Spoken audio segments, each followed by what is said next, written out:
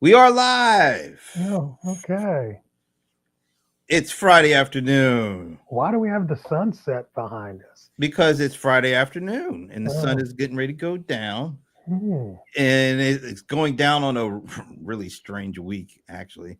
But who are you again, sir? I am the bold one, the cold one, John Colder Ice Lawson, the one your mama warned you about. Not just your mama.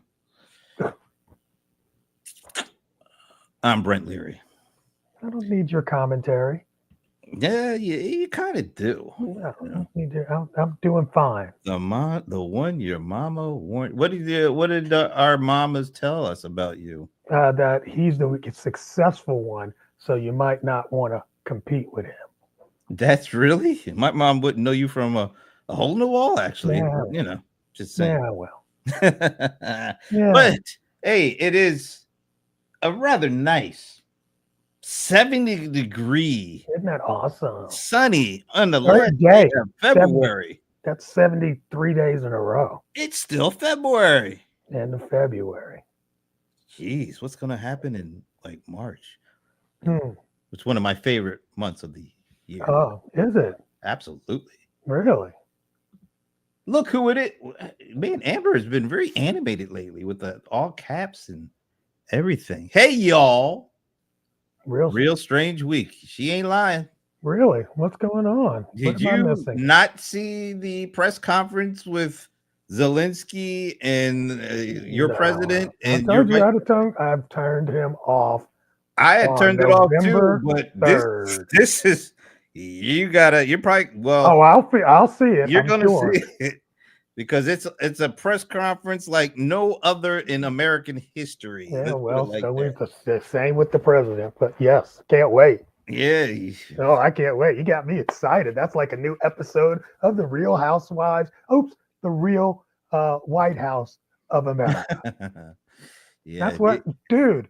Somebody better grab that because that should be a damn soap opera at this point. Just what if you see you just go to I YouTube. will. I will. I mean, You I like literally. I've been nose to the grindstone all week. embarrassing is not the word I would use, although that's not a bad word. It was more than embarrassing to me. Well, I'm sure it was a shit show, but that's been the whole. That is definitely But that's so overused at this point. no. This leaves all new depths to me, man. This is Oh this is something I didn't expect to see like that. my But gosh, I can't wait. oh, look, see, Amber loves the backdrop colors. Okay, All right. it's a lot of yellow for me. It's a part of the ramp. See, I got my blue on and I got the yellow Yeah, background. and then you're yellow and Yeah. all of that. Just so much. Moving right along on that one. All right. Yeah, you know what, Amber? This is what we talk about. Amber's keeping us on schedule here. Amber, We just got started. Amber, let me ask you, because I already know he don't know. Amber, do you know who Paul George is? Just let us know if you know who Paul George is, because Paul George is catching a lot of, I don't know, not necessarily catching a lot of flack, but he's getting a lot of attention for something that he just announced. Oh, you and your people they don't know nothing about sports, do they? I mean, for Y'all what? and your We run business. We're doing business here. And like sports ain't one of the biggest businesses there are. No, but I mean, it ain't the only one. Anyway, Paul George is an all-star, all NBA, well, in the past, power forward for the Philadelphia 76ers. Is he a white guy? No. Okay, just curious. Why does that matter? But I'm just curious. just because of his name, Paul George. I mean, is that you caught it? You caught it. Is that what it is? Yeah, there are black guys named Paul. Yeah, but not Paul and George. Well, he can't help his last name. That's like, you know, his last name is George. I mean, yeah. Well, he can't because it's definitely a slave master's name, more than likely. I'll give you that. I'll just move on from that, but I'll just say, so Paul George. It's the last week of Black History. Oh, The, last the day big, actually. the last day. The biggest identifier of Black history is our last name. Damn. Wow. All right, you're getting way too deep for me on I a Friday know afternoon. African American history. That's why Malcolm's Now, name was X. of course. Now we going on that. Let me ask you: I spent the last week watching great PBS documentaries on Hazel. What's her name? What's her last name? Damn, I can't believe I can't remember her I'll last look it name. up for you. She is she was one of the she was a piano virtuoso in the 30s and 40s and 50s, and she in her early 20s she basically went against, she was in one like a Hollywood movie. She was only supposed to be there to play her piano thing, but she spoke up on behalf of, one of these movies where they have a whole bunch of black extras, and they were supposed, like, there is an army, it's a war movie, and they were these black women, young black women were in were in the movie playing like I guess the love interest of a bunch of black men that were getting ready to go off the war. Mhm. And they were like, sort of supposed to be nicely dressed to see their men going off the war. Yeah. But the director of the movie made them wear like dirty aprons for some reason, to make them feel a little like bit. they're domestic. Yeah, exactly. And she Hazel was like, Scott. Hazel Scott, yeah, that's her last name. So she was only like in her early 20s when she was on set, and she had her contract gave her approval over her wardrobe, but not over everybody's wardrobe in the scene. So when she started to make a fuss about this, the director walked over and said, "Look, you don't have a say in how everybody else is dressed. You just have a say on what you're dressing." And she said, "I have a say in it because I don't have to be here." And she walked off, and the young black women walked off with her. And eventually they backed down and let them look good, so that when their men were going off the war, it didn't look like they were, wearing dirty clothes to see them off. That basically blackballed her from Hollywood movies ever. And she's beautiful. And she also she had, remember, you always hear that Nat King Cole had the very first black person to have a television show.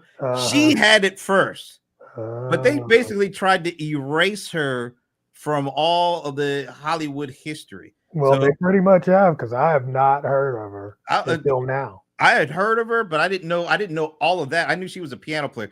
Right, that's what I'm saying. You knew the piano part. Yeah.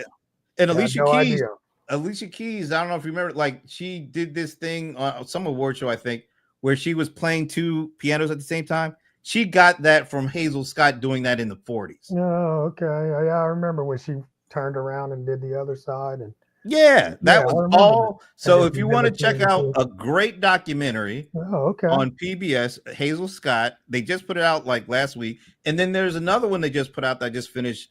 Are you familiar with a gentleman named Walter White? Yeah, that sounds. Oh, well, no. All right, no, he was the president of the NAACP for that's not the same 30 years. White. No, not Breaking Bad Walter White. I've heard that one too. This guy literally, if you see this, if you check this out, he literally looks like he's a white guy, and his whole family looks like he's a white guy. And this is like he was born in like in the late 1890s or early 1890s. They could have passed if they wanted to. That's how much they look white. Well, but there's a whole bunch of those. But he but he became the head of the NAACP for years. And but and the name of the documentary is like Hidden from History or something like that, because nobody really knows about this guy. And he led the NAACP in some like the formative years all the way up to like 1950 or something. So he led them through some tumultuous times, and yet he's forgotten too. And that documentary does a really interesting job of showing that. But the fascinating thing to me is, if you didn't know any better, you would have just sworn this dude is straight up white. And he said he used to go to like Klans meetings because he could fit in and he wanted to hear what they were saying. And he was like, yeah, he learned a whole lot because they thought he was just another white dude at a meeting. Yet and still, his last name is so ironic. Last name was White, and he definitely looked white, but he was black. I mean, he had black parents, two black parents. They look white too, and his brothers and sisters look white too. So much so that even as the head of the NAACP, a lot of the black folks were like, "Why y'all got this white man up in here?" So he caught hell from like both sides, and I was talking to my sister about this. He legitimately could have passed, and nobody would have known. But because he wanted to be true to himself, he put himself in these positions, and he ended up catching flack from both sides. And then at the end, he kind of lost his way. I'll just leave it at that because I think that's something that you might want to check out. It'll be a good. It's both of those, Hazel Scott and Walter White, both of them, PBS. That's why I hope we don't lose funding for stuff like PBS, because that's exactly why you're going to. You don't get that kind of that's the entertainment, seeing stuff like that, historical stuff like that. So anyway, they're both on PBS, so it's free. Just check it out, man. I like that. So all right, so I kind of digress a little bit because I want to talk about Paul George. Paul George he was one of the first of the kind of the NBA folks to do their own kind of video show, podcast show. So you have like of course Shay, Shannon Sharp. Yeah, so it's an interview show, not it's like a conversational, him and a couple of people talking about stuff going on, not just in basketball, but beyond that. Okay. But he's been doing it for a while, and I think he's got over 750,000 subscribers on YouTube. So very popular, and he talks a lot. He's on there a lot. But recently, and I'm gonna put this on the screen so we can see this. I'll make it a full screen. So recently, he announced that he was putting his podcast on hiatus amid the Sixers 8-game losing streak. And let's see, I'm going to read to what he said, why he's doing. So he said, it's no secret this season is up to this point. It hasn't been what we envisioned. I know my goal when I first signed with Philadelphia was to bring a championship to these amazing fans here. I still remain positive about that, and that is still the case and where I'm coming from. With that being said, though, I want to let the Podcast P family know that after today's episode with Dwight Howard, that's who Dwight is, I plan to take a break from the pod just to focus on getting my body right, getting mentally right, and help this squad make a push towards our goal to finish this season and give ourselves a chance to be in contention to compete for a championship. Well, that ain't happening this year.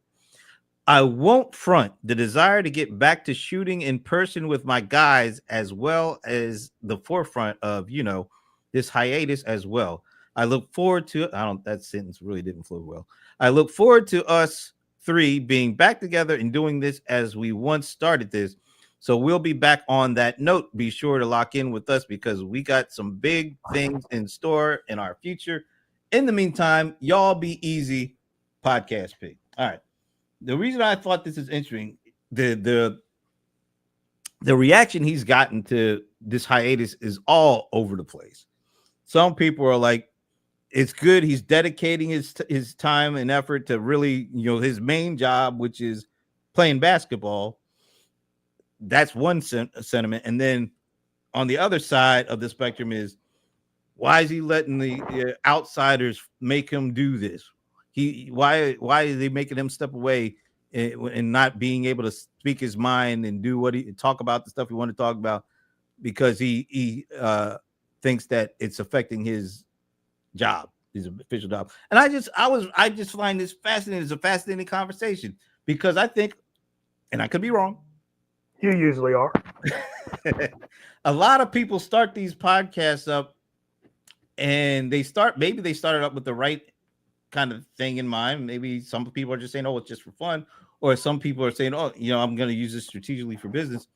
And somewhere along the line, they might lose a little bit of focus on the original goal of doing this, and then the goal becomes just, oh, I just want to be talking, I just want to be saying stuff that comes to mind, or reacting to things that we see, and it doesn't seem to be connected to the original goal anymore.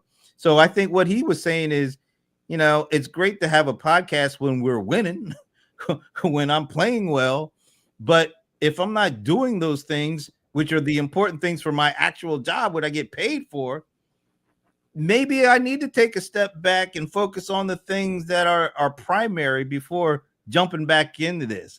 I'm just curious, what you don't know this guy, but it's more the story than the actual individual. Successful podcast from one perspective, but maybe not successful in the bigger picture of accomplishing what he wants to accomplish from a professional standpoint. I think that's a story or an idea that goes well beyond his individual story. It could go to anybody, like anybody in small business. You start a podcast, maybe you get some people that watch it, that like it, but is it really impacting the thing that you really want to do it impact, which is maybe growing your business, or getting new customers, converting? Maybe you're just talking and conversing, but it isn't necessarily helping you with the thing that you thought it was going to help you with. Is it time to step back? Is it time to readjust? Is it time to maybe step away altogether and focus on something else? I just find that fascinating. What do you think? Well, I mean, I don't know how truthful he is in his assessment, but let's take him at his word. And he said that he's going to get his body better shape, but more importantly, he said mentally it was possibly affecting his gameplay. And if it weren't for his game, I'm guessing he wouldn't even have the podcast. He wouldn't have the platform. He wouldn't have 750,000 subscribers. So, I mean, I don't see. I mean, and who gives a shit what people say? It's his business. It's his life. Well, I think when you start doing these podcast things, you build an audience, and of course you start to like glam on to the audience you're building, and you pay attention to what they say and how they engage with you, and how they react to the things you say and do. Some things they're gonna like, some things they're not gonna like. That's part of being in the public. Yeah, but I don't know if everybody really knows what they're getting into with all this stuff. Well, that's possibly, and I don't know what kind of topics do they keep it pretty much. It's almost sort of like barbershop talk. You know how it is at the barbershop. Well, you could be talking about all sorts of crazy stuff. Yeah, that's what I'm saying. I mean, and everybody got their opinion on that. And he's still in the league. Yeah, he's still in the league. And, when you're still on the plantation, just because it's a basketball court, it's still the plantation. Y'all need to quit tripping.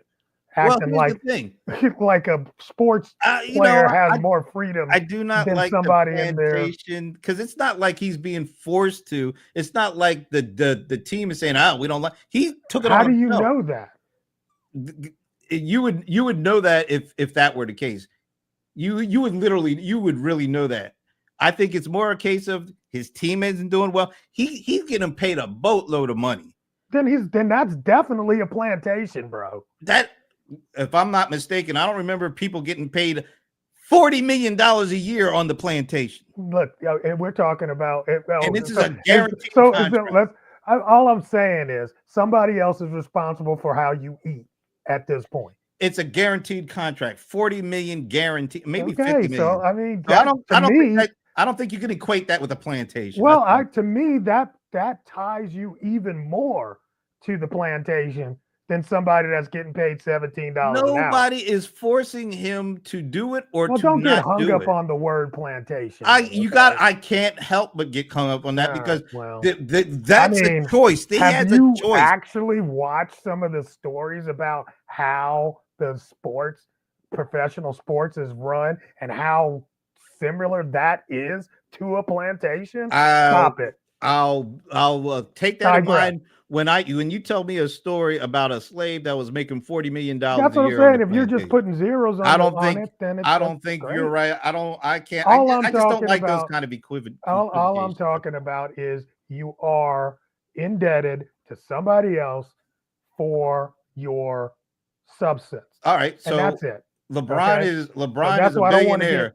I LeBron don't is a want to get caught up in billionaire, that right? part. All I'm saying I don't want to get is the caught up on this guy is equivocation of slavery and $40 million a year ball players. okay. Another thing is, the plantation doesn't have to mean slavery, sir. When you bring up a There was a plantation, lot of people that worked on plantation, plantations. what do you think of, particularly All in the I context think of of, black I people? I mean, let's anyway. be real here. Let's just Okay. be real. All All right. right. Well, the thing is, if you want to talk about barbershop talk and then get offended when I talk barbershop talk.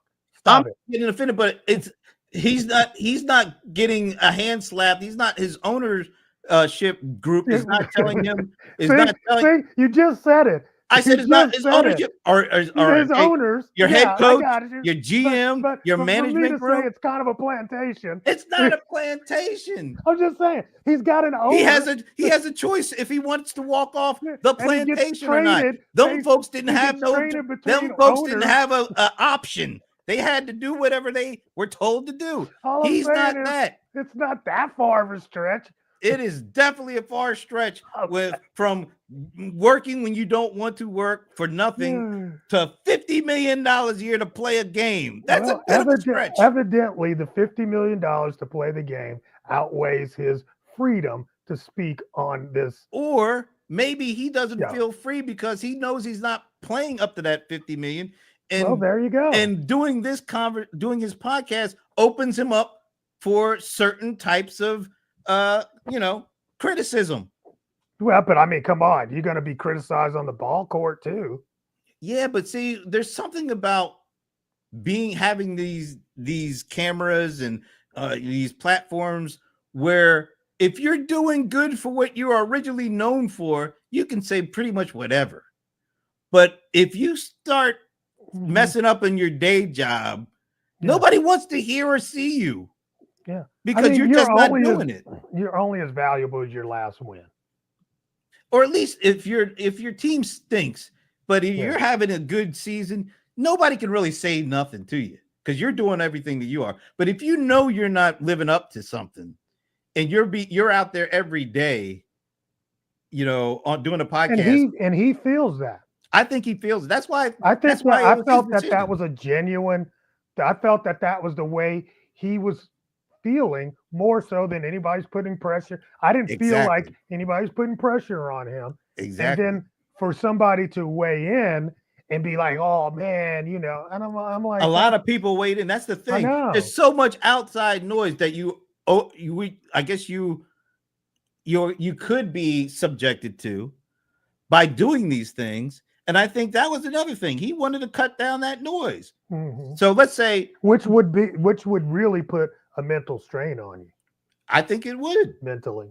That you're really bringing on yourself by doing this by doing it. Yeah, absolutely. Once you get, I remember they used to always say like, don't go on Jerry Springer and air your laundry and then get mad because people in the audience are yelling at you. I mean, if you'd have kept your butt at home and your bedroom door closed, ain't nobody got anything to say. But once you go, live on TV or even here, I mean, there's times we say things on here that we have little, at least I do. You don't really say anything objectionable, but of course every I say once anything. in a while. I do, but I pick my spots. Yeah, by the way, you say it about me. Yeah, but that's okay. That's my spot. All right, so look who is back. Cousin Gar. Gar, what's up? It's been a minute. Although we've been talking back and forth a little bit and chatting. And Hashibu, I saw him. Yeah, I was looking for his comment. Yeah, he's back. Hashibu, what's up, bro? Good to see everybody. Of course, Amber is our star, man. Rock star. She's 2 times a day. Yes. All right. Look, Amber says, I had a big concern about making my page public. Let us know what that concern was, Amber, because I'm curious now that you brought that up. Because I guess it feels like we ought to have some concerns, right? When we put our stuff out there, You just got right? to get in front of it, dude. But And then you got to own your shit. how much do you think about when you launch something before you put it up? How much are you concerned about I don't know if it's the right term is backlash, but the response or what people say? How much do you factor that in before you actually push the publish button? Well, I'll let people know. I'll let you in on the secret. I will test a comment or a post every once in a while. And there have been posts that I've taken down for sure. Because of the feedback or the backlash? Yeah, because of the feedback, or it didn't go over the way that I intended it to, or it was misinterpreted. I mean, that's, I think, is the power of social media. And then, of course, there are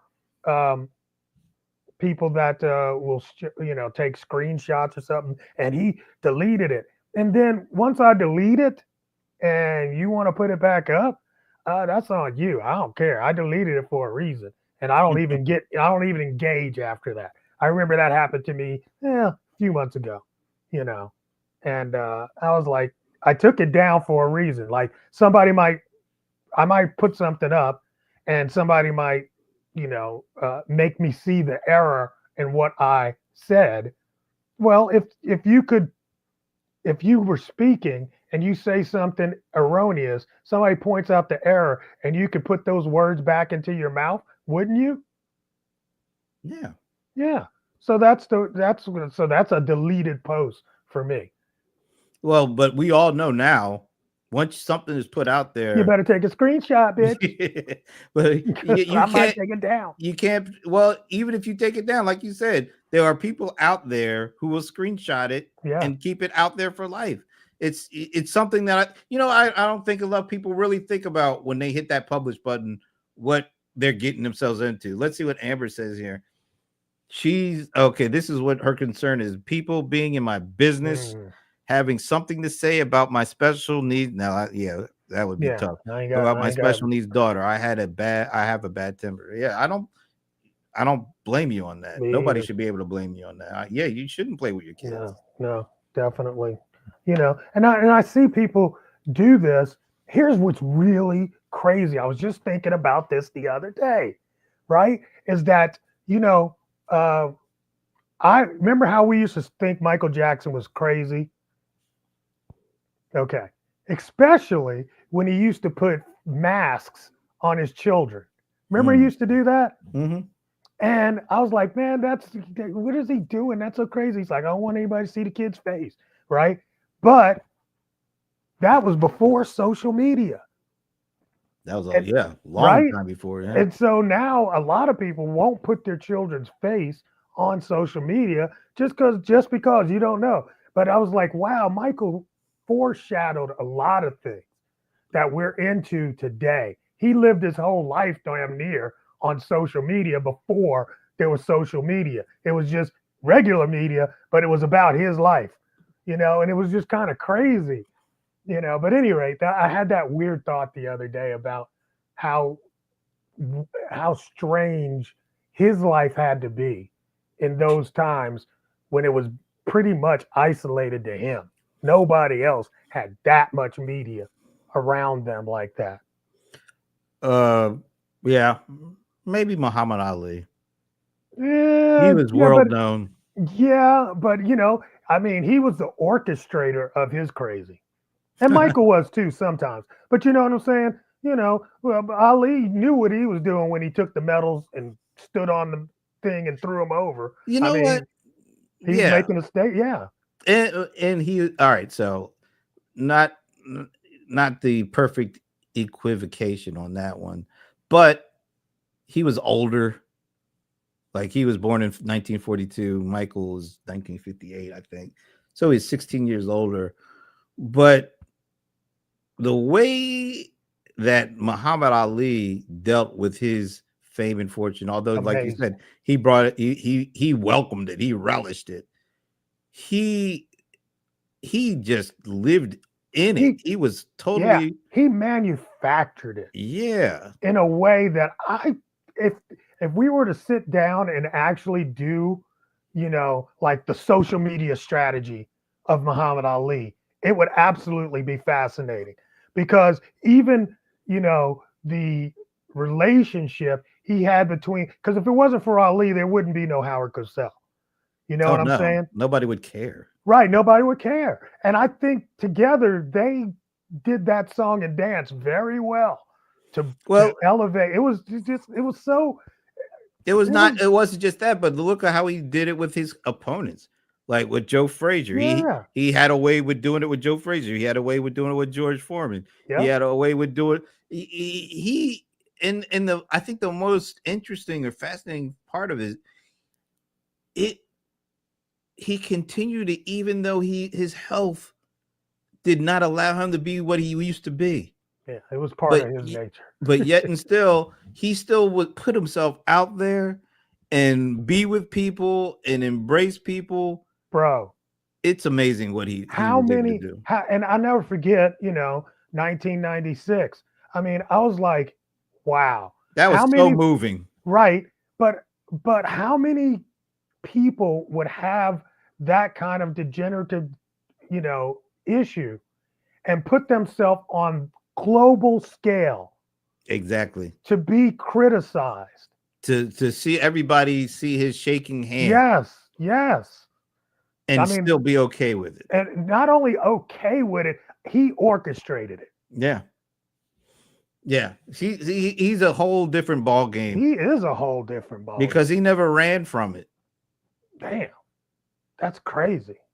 It's very so yeah, he's in a whole separate category because I don't recall a lot of focus on his children though. Like maybe Michael had more focus on because of his lifestyle. I don't know, but Yeah, when it comes to just the individual person, letting you see warts and all, letting you see bad times and good times. When he lost the heavyweight title, when he had to do the fight with the Supreme Court over the draft, when he came back, when he got lost that title and they were making him look like he had lost it. He took beatings and still came back and still was the same person. a champion.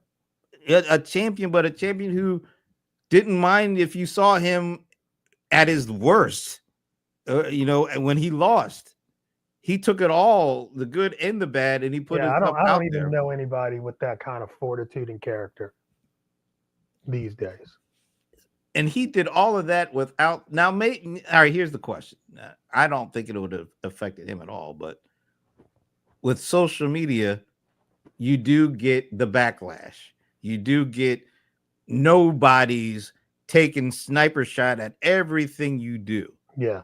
Do you think that would have impacted the way that he operated? Well, I mean, that's here's the thing. Whatever that scientific study is about how people behave when they know they're being watched versus when they don't know they're being watched, even though they're still being watched. I think if you inject social media into, the lives of people in the 70s, 80s, 90s, early 90s, I think that definitely would it probably would have impacted the way they responded. I don't know. I mean, because as you were going through all the things that and then when I said champion, I didn't mean like, he's Heavyweight. just a winner. Yeah. He's just a winner. He's going to come out the other side a winner. Who do you think is doing it You don't the want right know. way now? You don't want to know. You don't want to know. Just throw it out there. I don't care. Donald Trump. I mean, it's hard to deny. No matter what You throw at him, he always seems to come out the other side a winner. I mean, even way before he was a politician. You know what I'm saying? I mean, there's a mentality that you just don't internalize, or I think the voice in his head is louder than anybody else's voice and what he says to himself. And most of us need to get there. What we say about ourselves need to not take in so much of what other people say. I had this happen to me 2 weeks ago. All right. Say what was that? Remember, was it what show we were doing this show? And somebody randomly came up and said that I was look like, what did he say? Like I can't even remember.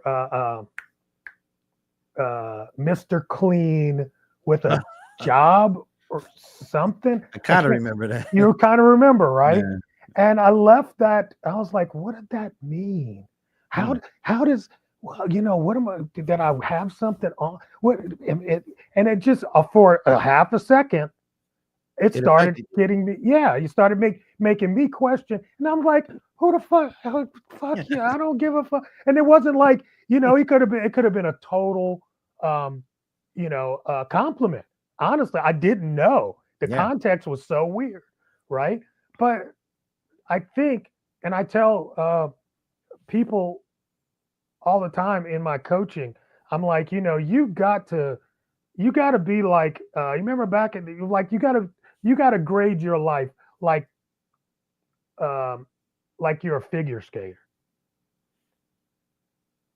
And what happens in the figure skater is you have judges, but they judge you and they give you numbers. Then they throw out the top and the bottom. All right. And they only keep the center. And that's where you got to be. You can't overly ingest negative comments about you, but at the same time, you can't overly ingest positive praise about yourself, because both of those things will get you off track. Well, what do you think is the harder for the folks to deal with? You being too critical or not being able to distinguish bad things and they start dwelling on them that comes from outside once they put themselves out there and they start getting the negative criticism? Is that worse? Or if they start believing the hype about what people are thinking or saying about them, and it starts to get to their head in a whole completely different way? Yeah, I think it's probably the high side is worse. Because, I think there's a lot of people that were just pretty normal, good people that turned into absolute monsters simply because they became a Hollywood star, or, you know what I'm saying? So, or the dichotomy of being so admired in the public and having to deal with your own self-doubt. Think of all of the people that have killed themselves, where if you know what I'm saying? I think there's a whole, that praise thing is pretty intoxicating. Hard. I don't know if it's just intoxicating. I think it could probably, I think it changes your brain. I think for some people it actually changes their brain, in a very, and I think it does on the other side too. Don't get me wrong. But most, I think, I don't know. I mean, there's some people that I can think of that have spiraled because of external, negative input. Sure. But I think there's even more that have spiraled because of over praise. Well, but like, you look at some of the things over the years with social media and these younger, like, teenagers that either somehow become influential or want to be, and they kill themselves because they don't get enough likes or they don't have enough followers. Right. Yeah. To me, that's pretty powerfully bad compared to if you, I guess. But look, they're like looking for praise. So it's still the pursuit of praise that makes them go off the rail, as opposed to, oh, I got so many negative comments. It's kind of crazy. Which brings us back to me to what Paul George said, just like you. Yeah, that cool. Brings me back to Paul George. and him being Yes. able to say to himself, yeah, I got a lot of subscribers and I'm getting a lot of attention and we get lots of viewers and all that. But my main thing is I want to be the best basketball player and I want to win a championship. You don't know what his teammates are saying either. I don't know. Maybe now that he's put it out there, he knows. But I like the fact that this guy could have kept going with this. You know, he's gonna make his money either way. You know, he'll be back.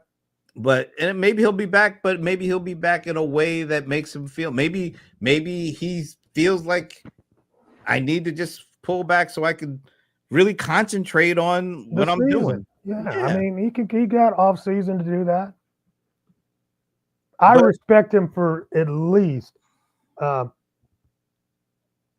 doing what he feels. If this is the motivating factor, then doing what he feels is best for his mental health, his life, his game, and all that. What do you think about people who take a snipe at him by saying he must be doing this because somebody's in his ear or somebody is telling him to, you know, or the man is telling him to step back, without really knowing exactly what is in his heart and what is in his head? Like after reading that statement, it sounded to me like it was somebody who was being honest with himself, saying, "Hey, I'm maybe I'm not healthy enough. Maybe I don't have the right mental outlook. I don't feel like I'm living up to what I can be and how I can really help this team." And so it's because of that, not because the man is telling him not to, but it's just saying he's telling himself, I need to make sure I'm doing all I can for this job and to meet my goals to be the best ball player and to win a championship.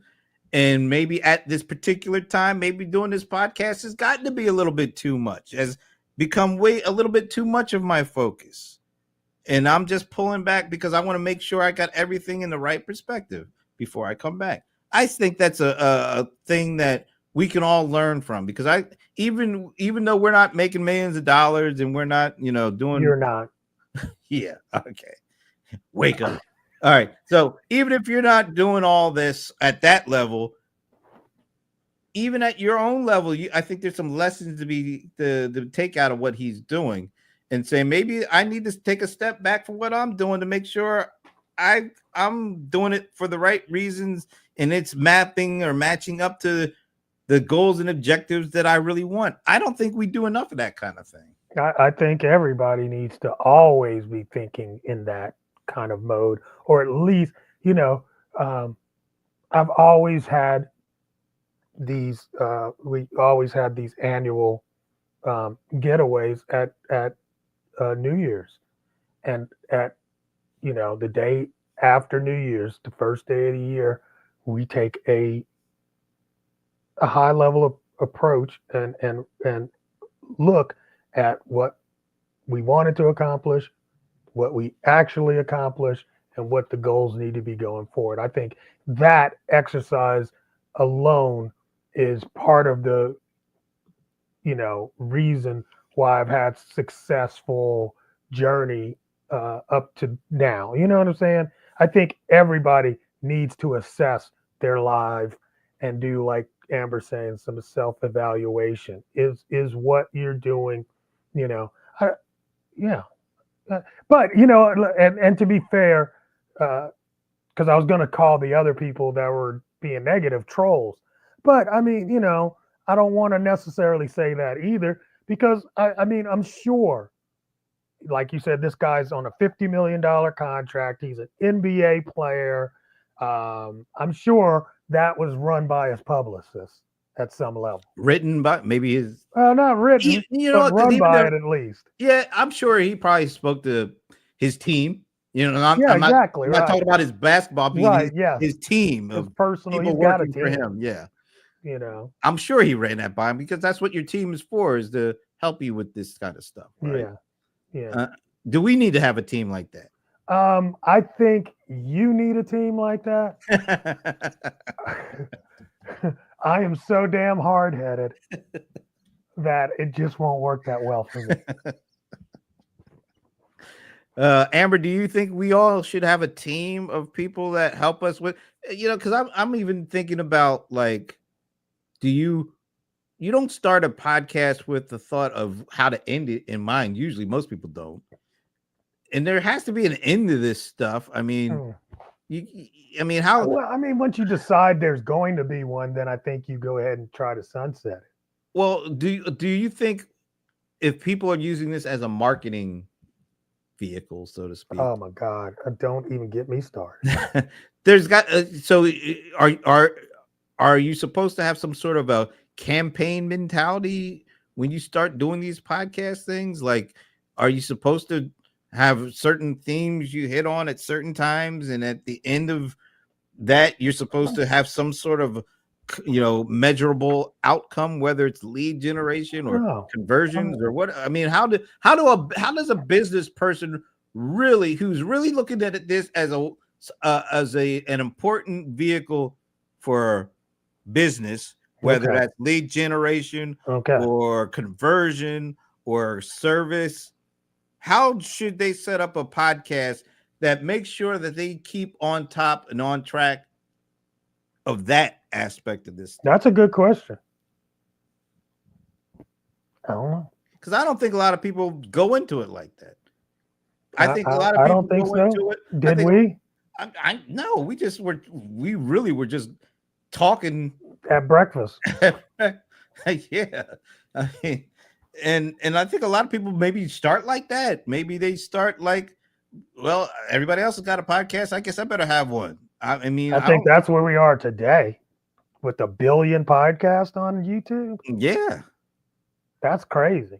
I mean, if you had to guess, I don't know if this is a fair question or not, but No, well, then definitely ask it. That got me intrigued. No, it's like what percentage of the billion of monthly podcast listeners that YouTube says they have now? This is no. Come on. I don't think You it's a want to fair make it question. juicy. Come No, on. like, how much do you think these things are actually worth the time that people listen to? Oh, I mean, there's definitely that's easy. I mean, 20% or less. How many do you think are really good? Probably 10% or less. Probably 5% or less. But I mean, that's Pareto's principle. No, that's at work. 80-20, but you're talking 90. Well, see, I mean, actually, when he didn't say 80-20 everywhere. It could be 90-10. It could be 85-15. But there's always this larger one side and a smaller on the other that's pumping up the game. So I mean, but no. I mean, there's so many podcasts that get abandoned that Apple has started, just purging them. Yeah, like that's what happened with blogs before podcasts. I just got notification the other day about Facebook deleting live broadcasts. Why? Did they say why? For they call it for space. It's legit if you ask me. Yeah, it is legit because so many people now are doing that. So I mean, this is what happens when we have unlimited information. We have unlimited communication channels that are affordable now. Yeah. But our attention is very limited, and there's no way that we could even take in a small fraction of what's out there. So where does that leave people who are hoping that this allows them to build a brand, reach the right audience on a regular, consistent basis, to build a business? I think it's very difficult. As easy as it is and as affordable as it is now to create all this stuff, I think it's gotten even harder to actually connect with all this stuff. Absolutely. I mean, as the barrier to entry goes down, the amount of garbage goes up. And, and it's all about time and attention. So, and that's not infinite. Yeah, but yet and still, I think we're maybe the default feeling is, but our stuff is good. Our stuff is good enough to make it. Of course, everybody's got, their baby's beautiful. And we know there's some ugly babies out there. There's some ugly ass. There's some ass babies. I mean, so I mean, it feels like it's hard to keep up. It's hard to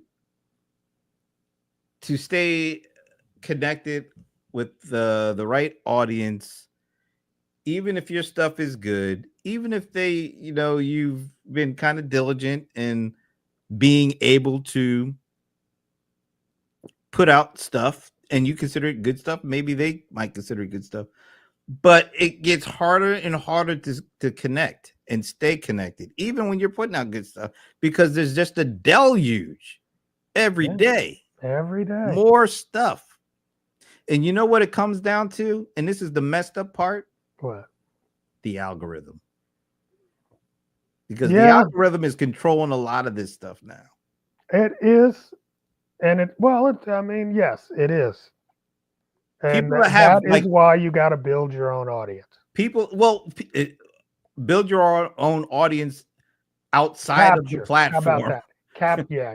Yeah. Because even people that have million subscribers on YouTube are saying they're losing actual views because the algorithm isn't showing their stuff to even their million subscribers. You watch Diary of a Podcast CEO? What now? Diary of a CEO. No. What's that about? You should check out. Well, do a DOAC, Diary of a CEO, right? DOAC on YouTube and Mr. Beast. And I think everybody that's into podcasting, any creator and any business person really should listen to this interview. It's fascinating. Diary of a CEO. Yeah. It's Stephen Bartlett is the black guy from the Shark Tank version in the UK. He's a young brother. And he's got a really good platform where he interviews some of the greatest minds around. And I haven't been on there yet. Exactly. By the way, we got to say hello. Look who is joining us. Oh, Ivana. It's Ivana. I'm sorry. Yeah, I know you be messing. I did do that today. I'm so sorry. Hey, what's up, love? Madam Mic Drop herself. Madam Mic Drop. All the way from Medina.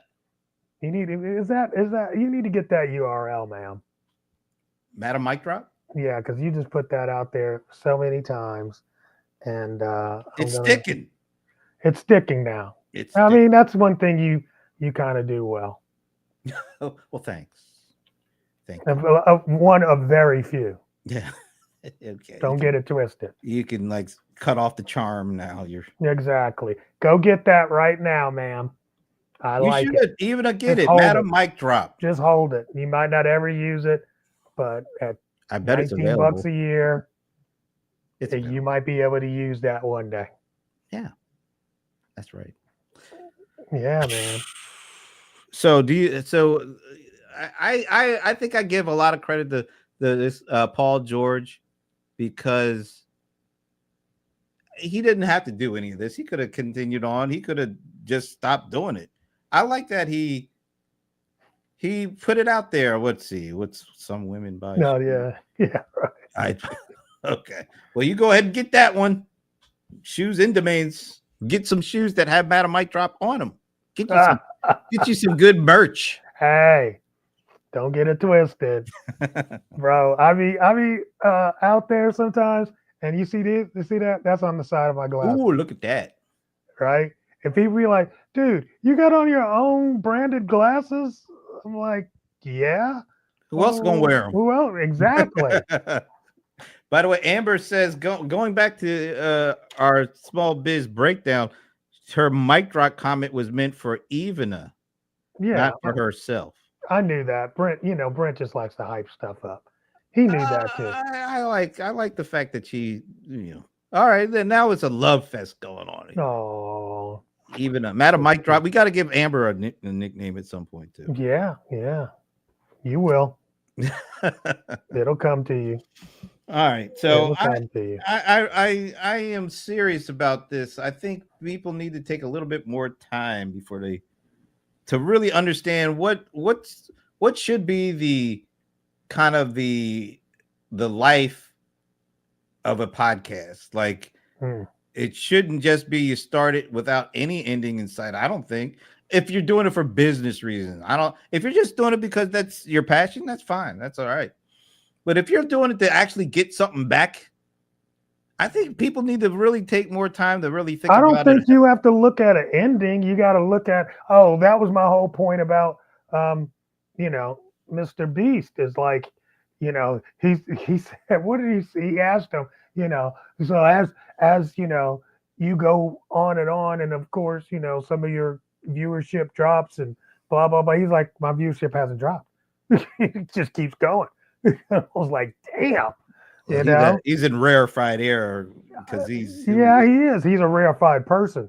But the point that you're making is like, if it's working for your business, I don't think you have to think about the sunset so much as how to keep it working. I think keep it aligned with keep it alive and keep it producing. Because it's easy to go off the rails with this stuff when you think about it. Yeah. Because if you start trying to chase the hot topic, that could take you completely away from what you're really supposed to be doing with this. Yeah, well, I mean, what did we do? We threw away our topic. What was our topic? Oh, the watching Amazon thing. Yeah, see, I was about to say you didn't forget, but not totally. But yeah. Well, but we made a conscious decision to say, it was really driven by you, and I think you're right. That we wait, hold on, rewind. I can't recall what I just said. That we have way more that we want to touch on that's interesting us. And at the time, doing watching Amazon, it was back in the early days. They were doing so many things. It was so easy to just. Here's the problem, Brent. Here's the problem. And I just talked to Tom the other day. You remember our buddy Tom, right? Lee Belt? It's like, huh? Lee Belt? Yep. I talked to him, right? And I told him, I said, hey, it's time for me to interview you because it's a new year. I need to do it once a year at least, So anyway, but one of the things is we were talking and we were saying that, a lot of people do not have the power of critical thinking. And I think that's part of the problem with a lot of podcasts. And that's one of the things that makes our podcasting actually work is because we're critical thinkers. So we can move from topic to topic, keep it interesting, keep it, going, where I think other people are like, well, we're going to do the podcast. It's going to be fun. We have my friends on, blah, blah, blah. And they just, That's because we're not friends. So we don't have to worry about it. Yeah, exactly. But, I think you do have to have the capability to keep people interested. And the topic is not enough. I agree with that. I totally agree with that. Because anybody can talk about a topic. Yep. Some people are good about talking about specific topics because they actually know what they're talking about. Others glam onto it because it's the hot topic of the day. They feel like they got to talk about it to keep an audience. I think when you're able to have good conversations and discussions with people with the same, there's a chemistry that gets going when you have in a comfort level, even what we do with on Friday afternoon shows. Oh yeah. It's because we get the right group of people, and we know that we can disagree and not take it personally and have fun with it while discussing important issues, and chances are we're not going to all agree. When you get more than one person, chances are you're not going to agree. When you get 6 people, you're not going to agree, but it's the ability to disagree without being disagreeable about these hot button issues that make it, I assume, more interesting. I know it makes it more interesting to me to be a part of it. I'm assuming it makes it more interesting for folks who are checking it out. And yeah, I think that's as important as actually it's more important than the individual topics themselves. Yeah. Yeah. I mean, people are tuning in to hear your opinion on the topic. I got this, and I'll leave it with this. I got this, and I don't do it as much as I used to, right? But when I found that there were podcasters that covered the Real Housewives, don't get me started. Don't start on me. Okay. So, and they would dish out the dirt from the rags about these different housewives. And so I start listening to one. So one of these podcasters, huge audience, right? But I mean, I got bored with them so quickly simply because all he would really do was read the story from the rag without a whole lot of actual critical thinking, and at first I thought it was, interesting because I wasn't following the rag, or I was like, oh, I didn't know that was going on, kind of vibe. But as you kind of wane on just wanting to hear what the latest news is, you kind of just are kind of tuned out, I guess. I don't know, but you need to bring something to the discussion other than here's the topic, here's what somebody else wrote. Yeah, that gets boring. And Very like much. Amber just said, attention spans are extremely limited. And I think they're getting more and more limited as more content gets created, because the tools of content creation are becoming even easier and more affordable than ever before. I got to tell Amber, she's just so good for this show. She's good for both shows. I mean, it's not just that she's here, like you were saying. She's thoughtful. Right. She's putting out, comments that are additive to our discussion, our conversation. It's not just a bunch of fluff. And you can tell she means it, especially when she starts doing that cap thing. You better stand back. Capitals letters, when they start coming out, But I mean, it's like having somebody in the chat that's interacting with us is so valuable. And I remember you used to be like, hey, well, come on the show. And I'm like, yeah, don't come on the show. Stay in the chat room, because that's adding an element, a dimension that just talking heads is not even bringing. Well, that's why I like what we do, because we don't have to have, I mean, there are shows that we both do individually where it makes sense to have other people join us. But for what we do here, you're right. It's more point counterpoint with a bunch of commentary coming in from the comment section. Yeah. That works for what this is, because Lord knows I got to keep you straight. And it's kind of hard when other people come. You can't keep an S straight. I was born with a curve, dude. Yeah. Behind it. But that, Oh, look at we get mic drops from wow, the mic drop. Yes. All right. And on that note, we need to finish since there's so many mics that we're dropping here. And we love you, Amber. We love it when you join us and you bring the capital letters and the emojis and all those things. Good stuff. All right. Are you traveling next week? You gonna be here? I'll be here. I should be home because I'm going to I'm going to San Francisco. Yeah, that's right. But this is the good part. I finally I'm finally able to use one of my regional upgrades going from San Francisco to Atlanta. Dude, here's the thing. I didn't realize regional upgrades I was thinking they came in the same time you get your tags. No. I see. As soon as so you I reach that used it to plateau, go to Florida, bro. Florida, that ain't worth it.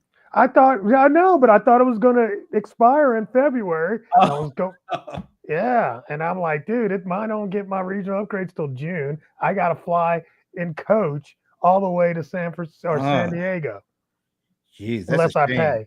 I don't know. Let me check. Now, we know you ain't paying. Don't get it twisted. you might use some miles, but you ain't paying. Okay, well, that's what I mean. That's exactly what I mean. All right, I'm about to say, don't get it twisted. I'll take the upgrade sometimes, but no, I ain't paying for it. And it's always great to see you, Ivana. Oh wow, really? This her first time? No, come on. It's her first time at least in a commenting. while. In a while. I don't think she ever commented before. Wow. See, we get Amber, we get Ivana, we get Ashibu, who kind of faded out on us today. Maybe he probably came in and said, "What's up? What's up?" And yeah, things to do, bro. Yeah, that's true. It's true. Yeah. All right, you and Freddie. Who's Freddie? Yeah, you know Freddie, man. My buddy Freddie from TSP. He comes in every once in a while. Oh, okay. Yes. Eva is always busy at this time, but she made time for us today. So we are awesome. All right, folks. Well, we'll see you next week. Also, next Friday, noon, Small Biz Breakdown, noon Eastern, and then 5 o'clock, right back here. There you go. Are we still doing this? Peace. We're doing that. See ya.